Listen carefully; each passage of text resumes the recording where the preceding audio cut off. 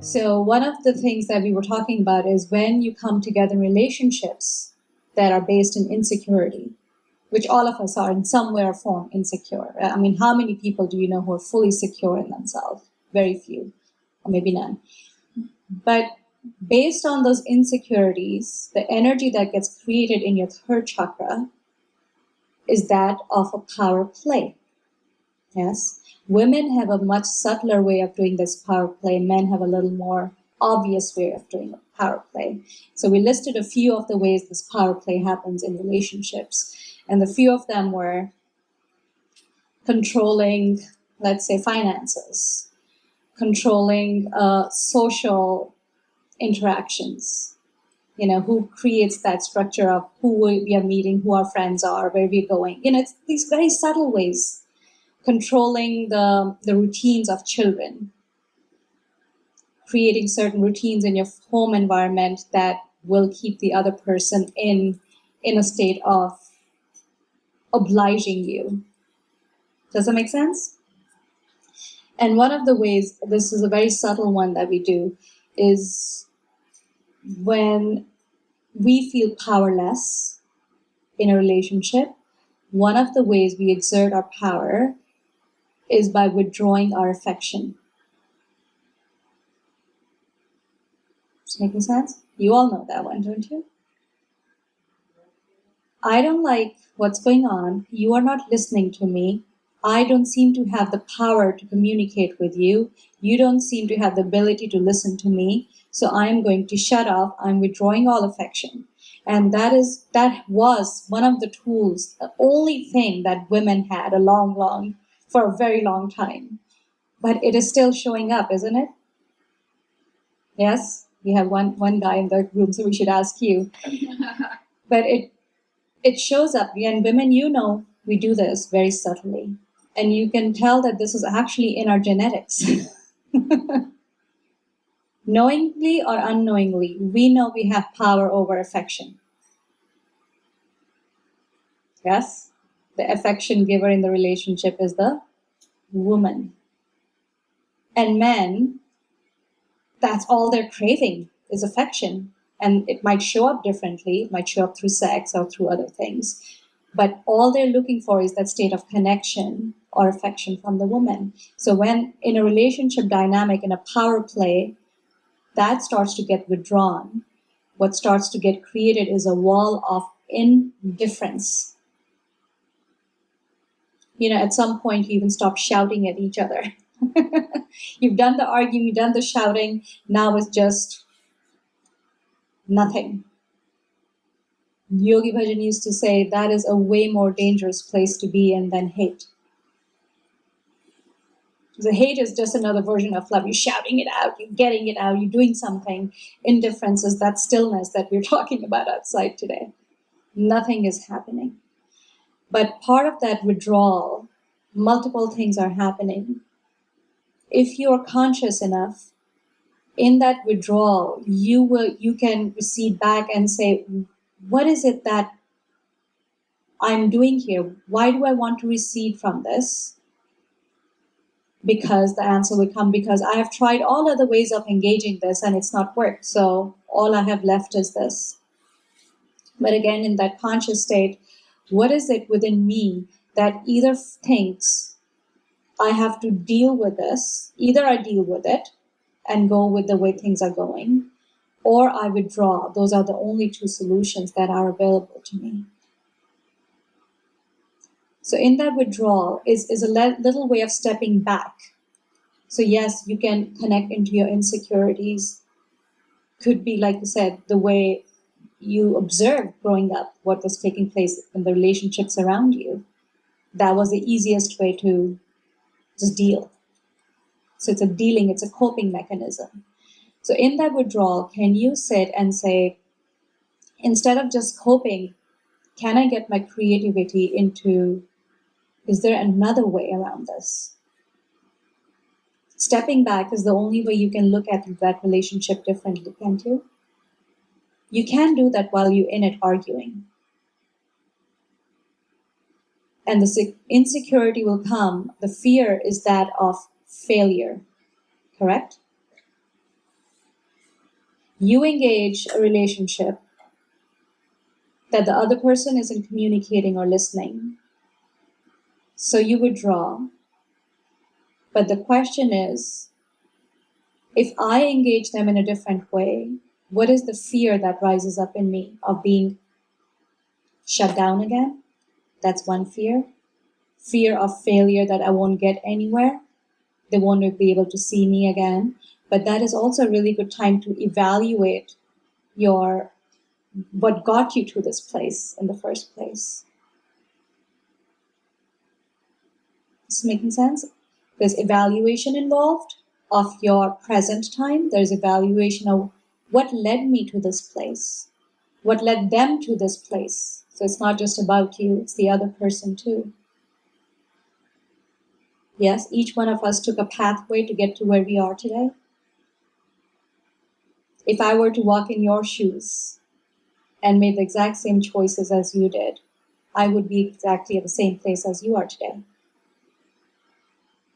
So evaluating what steps did I make. So you will find out that the insecurity is not really in the present moment, but the insecurities were there at every moment of your decision-making process, which led you to this moment of withdrawal.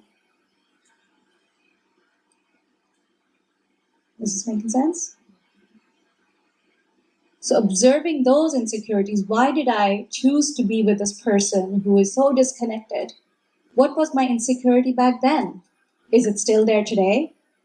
Is it exactly at the same place as it was back then? So that's the part that is more purposeful in your growth than anything else in that state of withdrawal. And you will find if you can reconcile some of those insecurities, your wall will also start to recede. Where there won't be an indifference, there would be an acceptance. This is where you are right now. But there is no disconnect. It's a fine line between disconnect and observed acceptance. Complicated. Relationships are complicated. And that power play is major. Every relationship, whether it's spouses or colleagues or siblings or parent-child, there is a power play going on in each one. And so the goal on Friday was to observe, where do I do these very subtle power plays? Where do I create these? And what are they telling me about me? Where do I feel powerless? Most of these are defense mechanisms. When I feel powerless, I will create a play. Yes? Does it help? Any questions? Any other questions? Yeah, so I guess the issue I'm dealing with right now, I grew up in Orange County. I moved for the past 4 years. I've lived in the mountains. So I've been disconnected in nature, my values, I watch the sunset every night. I got up every morning, this and that, and I surrounded myself with people that had similar values to me.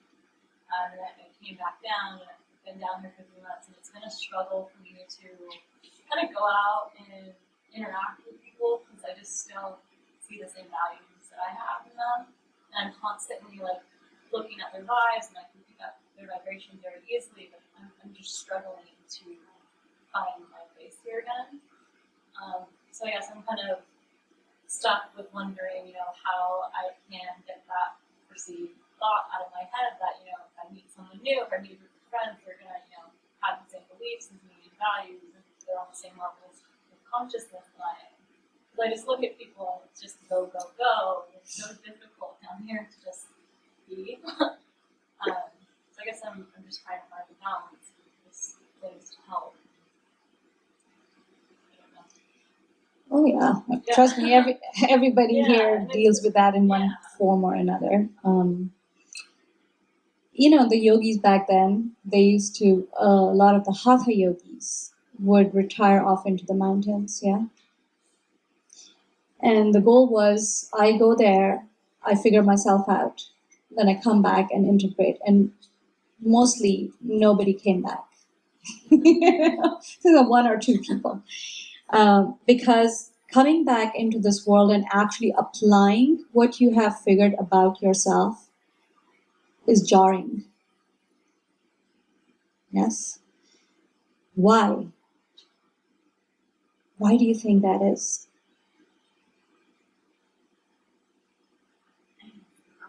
Expectations of other people. Expectations of other people from you? No, just having too high of expectations from other people. Yeah. Yeah.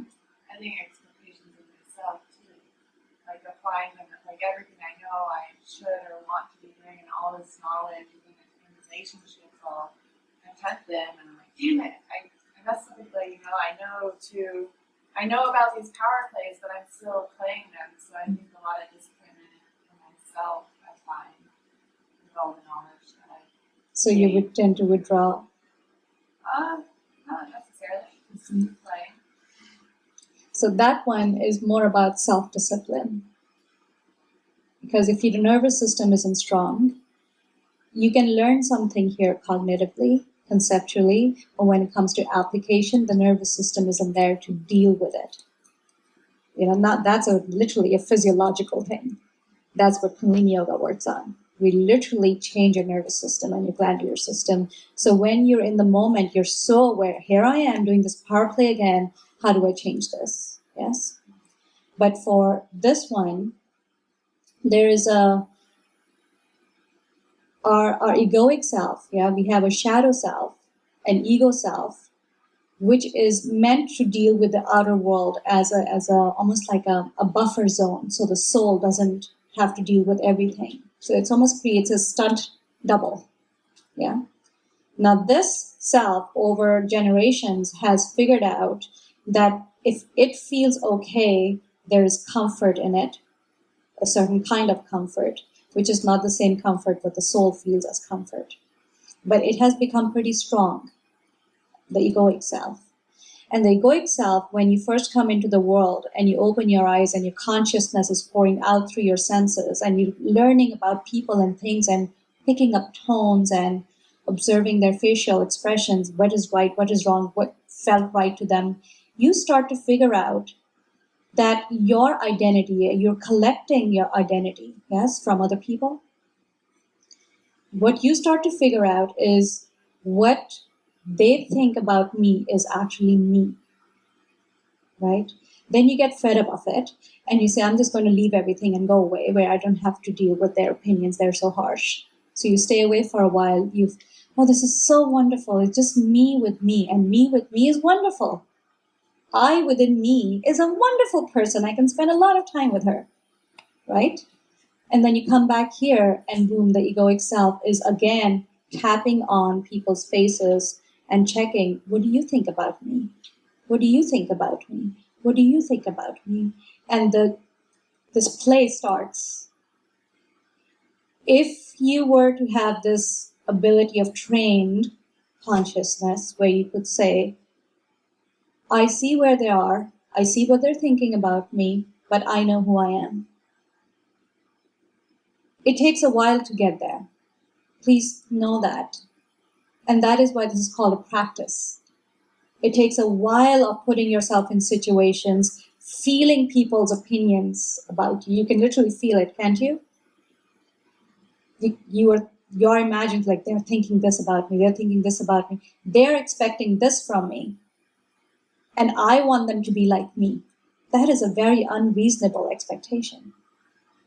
There is no person in this world like you.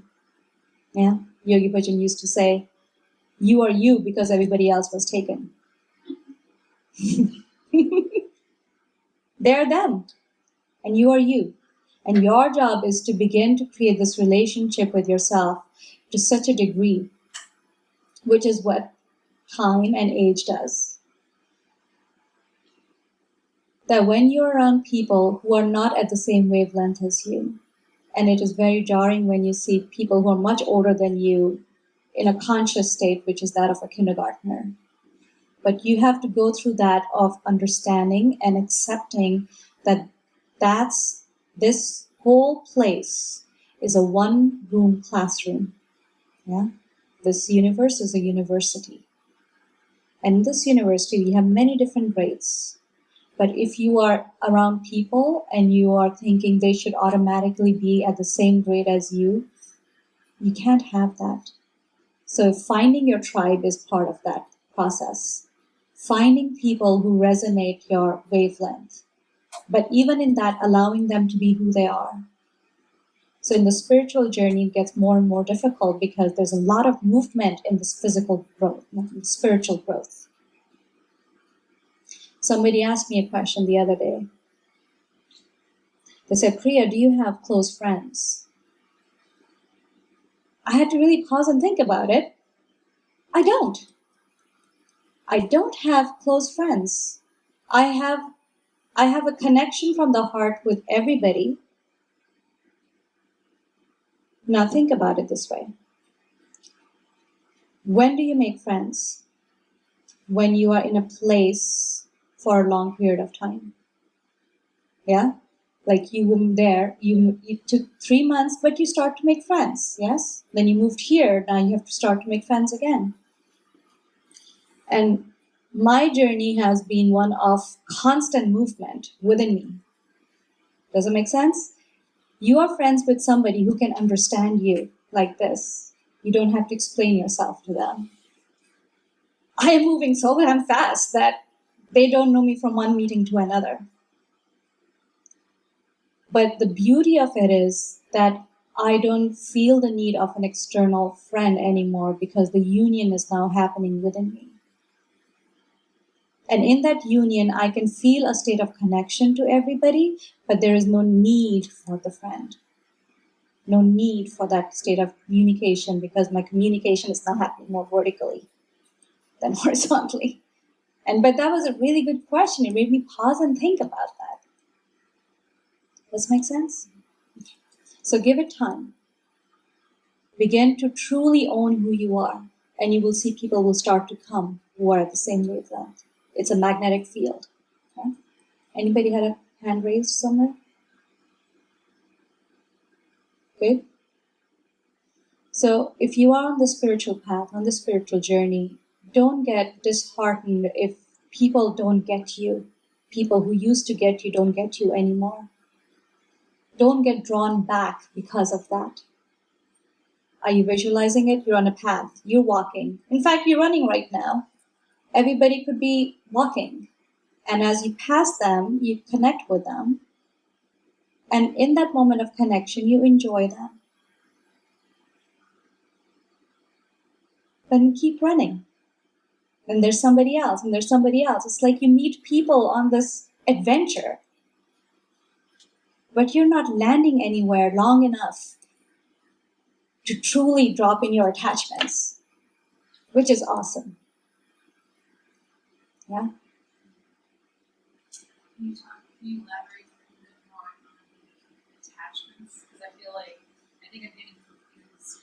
Connections And attachments. and attachments. Yeah, that was a big one on Friday. We were talking about connection versus attachment, right?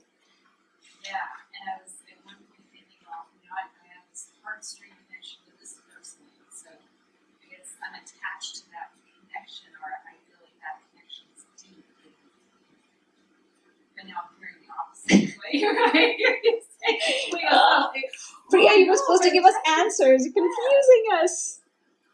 Okay, this is how I understand it from my own experience. I feel that as long as I have attachment to something, it is a place that I'm resting so I can work on it. Like I have my son, yes. I'm very attached to my son, obviously.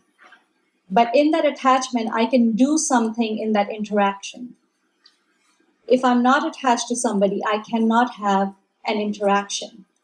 Yes? Would you have an interaction with somebody you're not attached to? Either in a good way or in an adverse way. Relationship. Is that defining a relationship? It could be anything.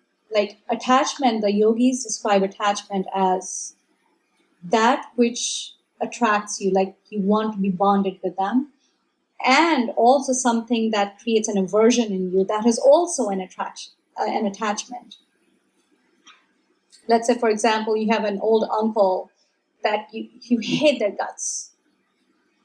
But you can't stop talking to them about all your relatives. You're just talking about that person. You're attached to them. You see it? So attachment is, if there's something left to do within that relationship, you have to get attached in order to resolve it. But at some point, the goal is to finish what needs to be done within the relationship, unattach from it, and free yourself from it. So if you love it and you set it free, then you'll come back to you, doesn't necessarily. That is an attachment based proverb. Please go, please come back to me, please come back to me.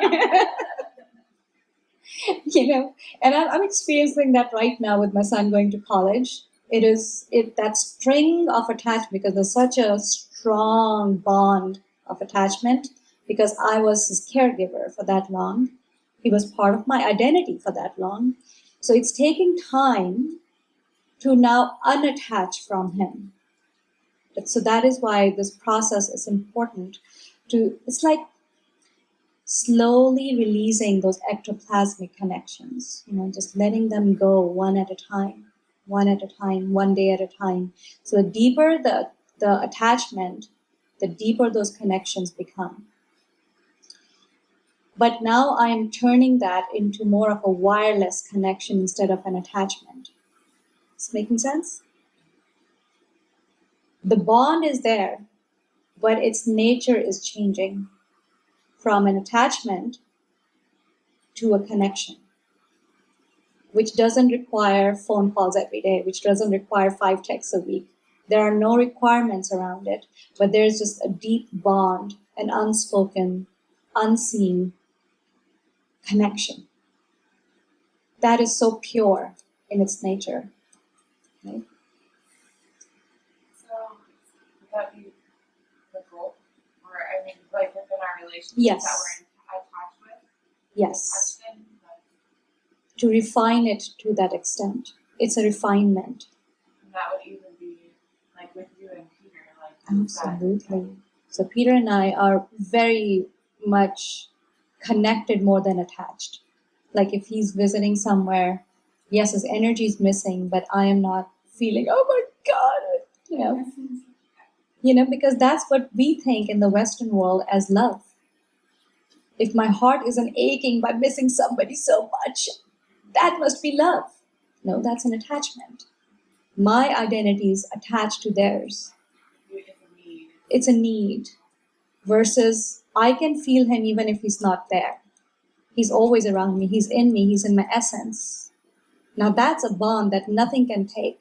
If I die or he dies, that bond will still continue on. So it's an attachment from insecurity.